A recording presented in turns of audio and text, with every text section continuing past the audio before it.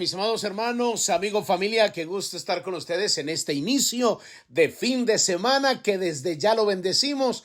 Declaramos un fin de semana de victoria, de bendición, de cielos abiertos. Usted y yo, aleluya, amanecimos vivos, bendito sea nuestro Dios. Te invito a que adoremos, creo que tenemos razones suficientes del por qué hacerlo.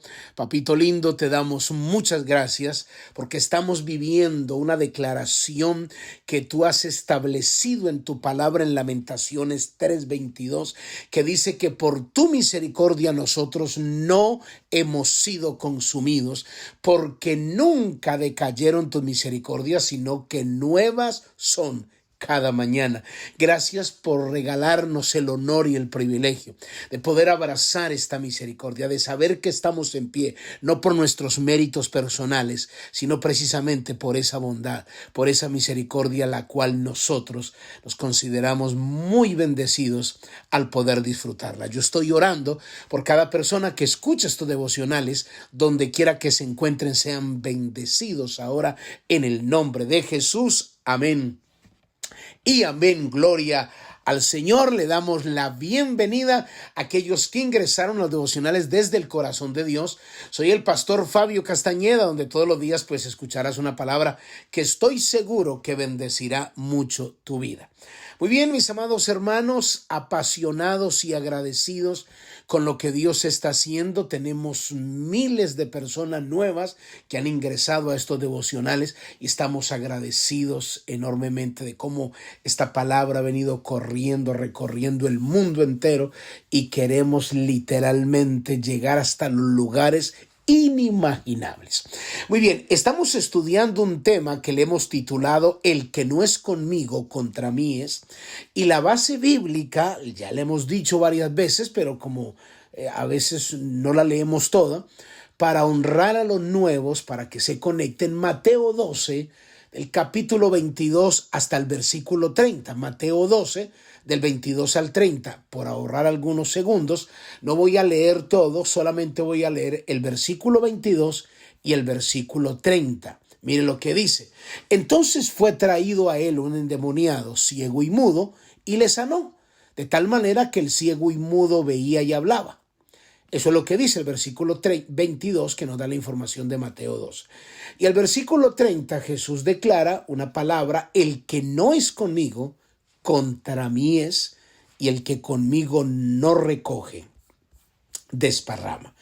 Estuvimos hablando en el día de ayer que esta historia nos trae a nosotros a principios extraordinarios, principios espirituales.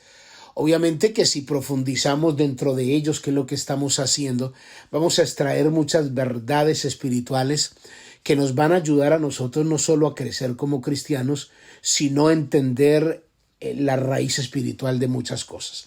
Aprendimos en el versículo 22, estamos estudiando el primer principio que no lo hemos terminado, que Jesús se encuentra aquí sanando a una persona que estaba poseída, endemoniada, y la influencia de esa manifestación era que estaba ciego y mudo.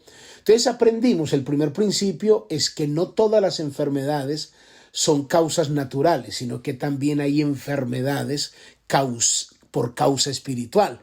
Y una de las causas es el pecado. Y ahí es donde estamos trabajando. Y el día de ayer les mostré bíblicamente el ejemplo de cómo una persona que estaba paralítica por 38 años, Jesús se encuentra con él en el templo y le dice: no peques más para que no te venga algo peor. Ese no te venga algo peor quiere decir que ese paralítico le estaba abriendo la puerta, le estaba dando un derecho legal al enemigo para que pudiese enfermarlo. También hablamos de la falta de perdón, de personas que literalmente cuando no perdonan o no quieren perdonar, aun siendo cristianos, físicamente se enferman. Literalmente se enferman físicamente, no solo espiritualmente comienzan a decaer, sino físicamente les afecta eso. Y podemos dar muchos ejemplos, pero usted es extremadamente inteligente y puede entender de lo que estoy hablando, porque como pastor se lo digo, personas que en consejería hemos escuchado términos, pastor, yo odio y bueno, dice odio a tal persona y no voy a mencionar para no herir susceptibilidades, pero usa ese término, yo odio literalmente a esta persona. Entonces le hemos ministrado y la persona lucha y no quiero y por qué tengo que hacerlo y hemos visto el deterioro de las personas y ya cuando reconocen entonces experimentan esa liberación. Entonces, ¿qué es lo que pasa? Que a veces nosotros, los cristianos, nos cerramos en nuestras convicciones, como le leí el día de ayer, del diálogo fuerte y el enfrentamiento fuerte, diríamos más bien no como un diálogo, bueno, diríamos un diálogo, pero hubo un enfrentamiento fuerte, donde los judíos se creían con un derecho legal de pertenecer al linaje de Abraham y llamar a Dios por Padre, pero sin embargo estaban atentando contra la vida de Jesús y estaban procurando matar a Jesús, estaban cerrando los oídos para no escuchar la voz de Dios y Jesús les dijo, ustedes no digan que pertenecen a Dios, ni que son que el padre de ustedes es Abraham o que el padre de ustedes es Jehová, porque es que si ustedes, yo vengo de Dios, a mí me envió. El que ustedes dicen que aman, que es vuestro Padre, yo fui enviado por Él con un propósito aquí a la tierra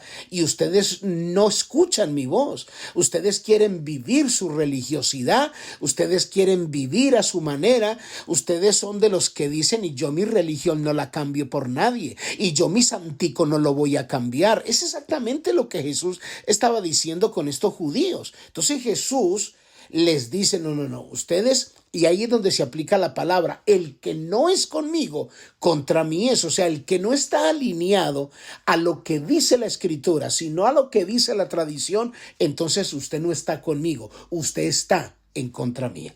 Entonces, hablamos también, otro principio extraordinario, o más bien una de las estrategias que el enemigo, para mantener el mismo principio, el enemigo quiere, como estrategia que él va a usar, que te mantengas en pecado. Que te mantengas en pecado porque el vivir en pecado o caer en pecado es hacer la voluntad del diablo.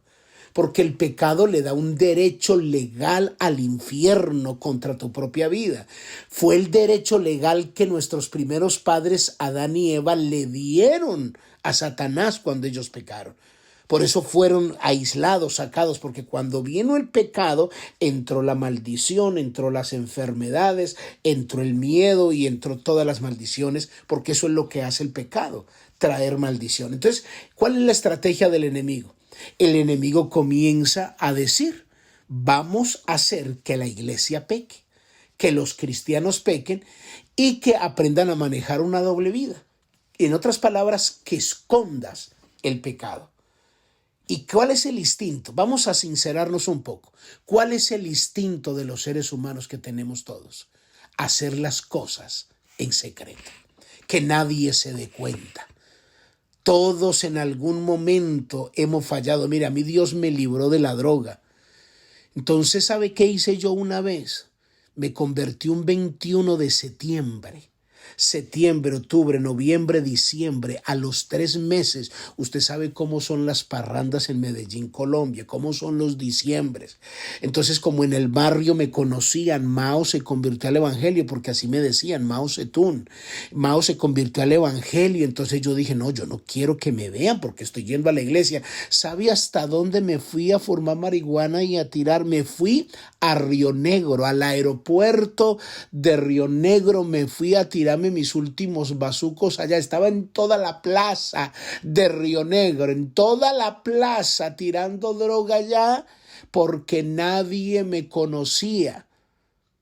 Aunque iba a la iglesia, tenía 3 meses de convertido. Entonces el enemigo usa esa estrategia, entonces yo le doy ese derecho legal, que escondas el pecado.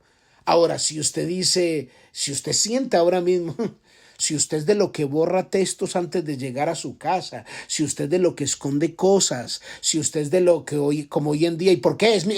¿Y por qué tienen que entrar a mi cuarto? Esto es privado. ¿Y cómo así? Que yo tengo que darle la clave. Deme mi privacidad. Y tú, no, es que hay gatico encerrado, hay algo, hay cosas escondidas.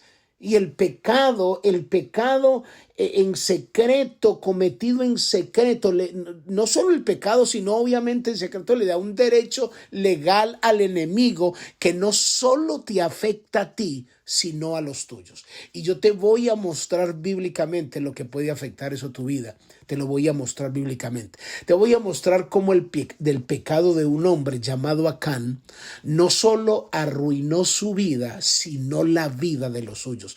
Puso en riesgo a toda su familia, o sea, los llevó a todos al infierno. Y se lo voy a mostrar bíblicamente. Josué, capítulo 6, versículo 18, Dios le da una orden al pueblo. Cuando fueron a conquistar el pueblo de Israel a Jericó, entonces Dios le dice, cuando ustedes destruyan a Jericó, la orden era no toquen nada. Nada de lo que está consagrado a destrucción, no toquen nada. Ustedes van a tomar todo el dinero, los utensilios de bronce, las cosas consagradas que yo quiero que las tomen, pero las van a llevar al tesoro de Jehová. ¿Dónde dice eso la Biblia?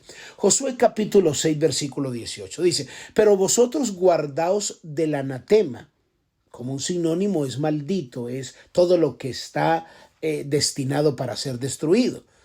Pero vosotros guardaos del anatema, ni toquéis, ni toméis alguna cosa del anatema.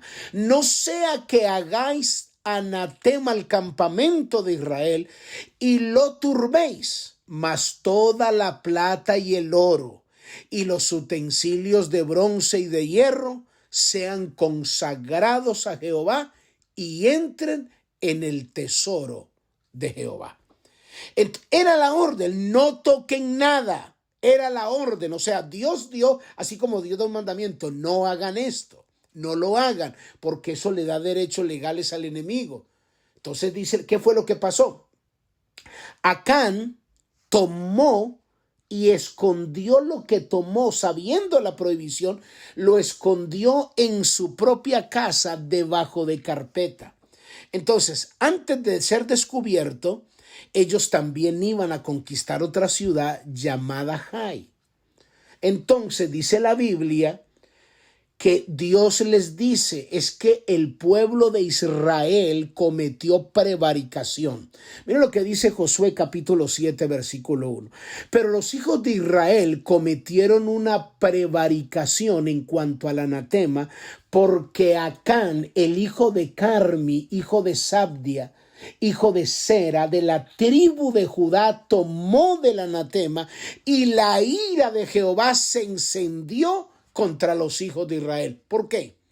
¿Por qué se encendió la ira de Jehová? Porque la prohibición, se la acabé de leer, no tomen nada del anatema. O sea, la Biblia dice que el pueblo cometió una prevaricación. Ahora, ¿qué es prevaricar? Prevaricar es faltar voluntariamente a una obligación que obviamente Dios haya establecido, haciendo caso omiso a la palabra de Dios, ya sea por terquedad, ya sea por soberbia o por conveniencias personales. Cuando nosotros prevaricamos es que sabiendo, a sabiendas, voluntariamente faltamos a una obligación, ignoramos, hacemos a un lado el mandamiento, hacemos caso omiso a la palabra de Dios. Y lo hacemos porque así somos y yo no voy a cambiar y yo soy de hueso colorado. Pero es que Dios dice que eso no le glorifica. A mí no me importa, yo hago lo que a mí me guste y así somos en esa terquedad. Eso se llama prevaricación. Porque hacer las cosas haciendo caso omiso a la palabra de Dios, aún entendiendo que es pecado, porque Dios dijo no lo hagan y tú lo haces. Se llama terquedad, se llama soberbia y lo haces a esa manera. Esa prevaricación obviamente trajo maldición a todo el campamento. Medita en esto y mañana continuamos. Padre, yo te doy gracias por tu palabra en el nombre de Jesús. Amén y amén. Muy bien, mis amados hermanos, amigos, familia, cuídense mucho. Bendiciones. Bye bye.